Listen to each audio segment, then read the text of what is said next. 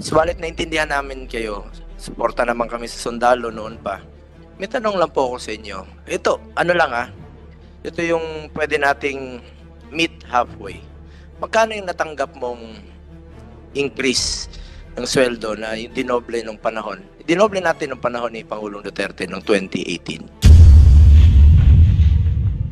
Mr. Chair, Pag-anak na iba na po pag-anak ang pinag-usapan. Alam niyo naman gaano kami ka-full support sa ating Armed Forces of the Philippines. Noon pa yan, hanggang ngayon. magkakasama po yan, Mr. Chair, na pwedeng pag-usapan kung magtatawag ang chair ng caucus. Opo. But for the record ngayon pa lamang, walang desire ang committee i-reduce kahit sino man sa gutom. We want lahat ng mga kababayan natin saan mang institusyon kasama ang AFP magkaroon ng makataong pamumuhay at kasama po doon yung mga pamilya natin, Mr. Chair. Senator Tiveros. Salamat kayo, Mr. Chair.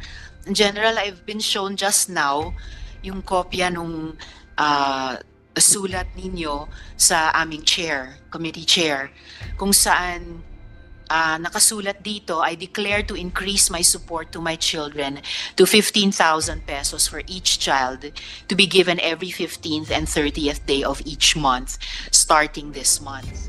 So yun yung magto-total ng sinasabi nyong akala ninyong 30,000 pesos a month. Nakasulat din po dito na I am taking on this duty to support my children to the best of my ability within my means, as my monthly take-home pay is only 75,542 pesos and 78 centavos.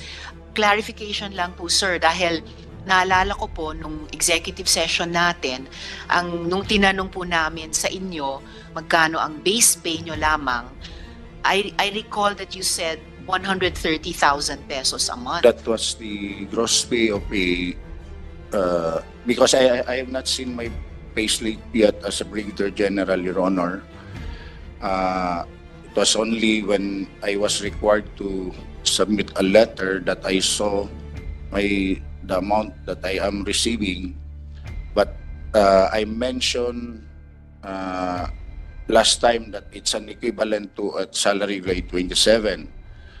The amount stipulated therein, I did not mention, if I remember right, I mentioned 132, but I know pang colonel yun, dun ko lang na-realize na pang colonel, but it is a gross pay, Your Honor. Ang ano ko lang sana yung, hindi ko kabisado, hindi ko sure yung exact amount ng base pay ng isang Brigadier General, but for a colonel po, it's a 90 base pay, and the increment is something like 15, so I assume it's 105 for the base pay. Yung ano po, yung sa base pay lang po, hindi natin pag-usapan yung allowances because pag i-total po yan, then minus the deductions po, loan, taxes, perhaps mag-take home ng something like 120 to 125. I'm not sure, Your Honor. So, ibig sabihin po, sir, Mr. Chair, kailangan nyo i-inform ang komite pa kung magkano yung base pay nyo dahil doon po i-compute yung kalahati na inyong ibibigay sa inyong estranged wife at mga anak ninyo. Your Honor, if I may, and I would like to call my admin assistant because I have brought with me my payslip just to make sure the amount that I am receiving right now. But rest assured, Your Honor, again, hindi ko talaga nakuha yung exact amount. Kung nagkamali man ako, I'd like to ask an apology to this honorable committee. But my objective is to give support to my children because they're my children.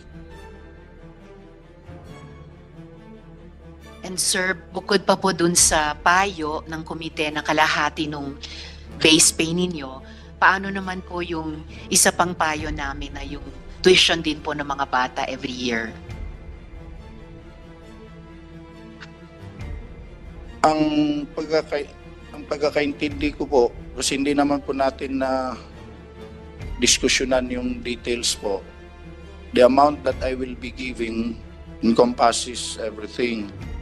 So, kasi willing ako to support their schooling ever since sinusuportan ko naman po. Nagsimula lang din pong nagka-problema, so naputol. Pero as I mentioned during the executive session, I have reasons. So, pero ayaw ko na pong i-insist yun. Ang sa akin ko na lang po, sana po, tingnan nyo rin po yung willingness ko to comply. There was just a miscommunication as to how much money should I give monthly. Willing naman po ako. Salamat, General. So, Mr. Chair, it seems that mula nakaraang linggo hanggang ngayon, hindi pa nagbago yung sitwasyon ni Ms. Sevilla at yung kanilang mga anak in terms of the advice of the committee dun sa monthly child support at saka yung annual na tuition. And at the proper time, Mr. Chair, I will move that the committee go into a caucus to discuss the ad interim appointment of Brigadier General Sevilla. Mr. Chair. Yes, Senator Tiveros, in a while, we're going to act on your motion. Before acting on the motion, we'd like to recognize Senator, our Vice Chairman, Committee on National Defense Commission Appointments, Senator Christopher Bongo. Sir, in respect to Senator Hontiveros, may tanong lang po ako kay General Sevilla, sir. Tama yung sinabi ni Chairman kanina, gusto kang tulungan po dito, no? Pero alam mo, importante talaga para sa atin. Tayo, mga Pilipino, yung anak natin. Kahit anong gawin natin, lahat to ginagawa natin para sa anak natin. Lahat ng sakripisyo natin sa mundong ito, halos lahat ng magulang, tayo, kapakamatay tayong magtrabaho para sa ating mga anak. Yan talaga yung ugali na natin noon pa. Subalit naintindihan namin kayo, suporta naman kami sa sundalo noon pa. May tanong lang po ako sa inyo. Ito, ano lang ito yung pwede nating meet halfway. Magkano yung natanggap mong increase ng sweldo na yung dinoble nung panahon? Dinoble natin nung panahon ni Pangulong Duterte noong 2018. Not exactly doble. Sa entry position na doble. Pero sa mga colonel at saka lieutenant colonel, more than 50%. Magkano yung natanggap nyo increase nun? From nung 2017, nung 2018, sa tingin mo, magkano yung increase mo? Hindi ko na ma-recall, Your Honor, dahil medyo may katagalan na yun. But kasi 2017, it's already 7 years ago. Pero there was a significant increase talaga sa amount na natanggap. I just can't really recall. Baka pwede mong i-compute o yung mga kaklase mo, ma-compute nila magkano yon. Baka pwede mo, yun na lang ang ibigay mo sa anak mo. Yung amount na yon. Your Honor, Baka mapapayag natin Yes. si Senator Hontiveros. Your Honor, I agree to that. Kung gusto nyo po, tirahan nyo na lang po ako ng para sa pagkain ko.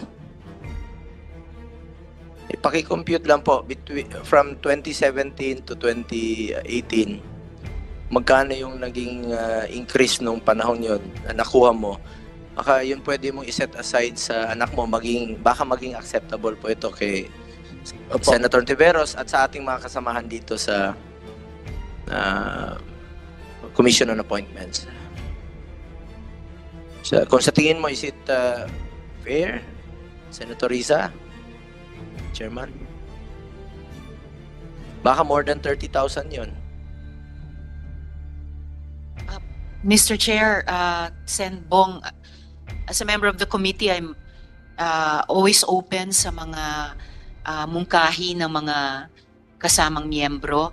I'll proceed from yung naging payo ng komite kay General nung nakaraang executive session na kumbaga hating kapatid sa pay Baka to po pay pwede bang every mag-meet month halfway? plus tuition. Opo. Baka mag-meet halfway po, baka matulungan ka ng komite. Gusto ka naman pong tulungan, no? Ng komite. And of course, si chairman, nung nakaraang hearing, talagang pinag-usapan namin to. Gusto ka naming tulungan. Pero importante rin sa atin yung anak. Talaga napaka-importante yun. Mr. Chair, Pag anak na, iba na po pag anak ang pinag-usapan. Alam nyo naman gaano kami ka-full support sa ating Armed Forces of the Philippines. Noon pa yan, hanggang ngayon. magkakasama po yan, Mr. Chair, na pwedeng pag-usapan kung magtatawag ang chair ng caucus. Opo. But for the record na yung pa lamang, walang desire ang committee i-reduce kahit sino man sa gutom.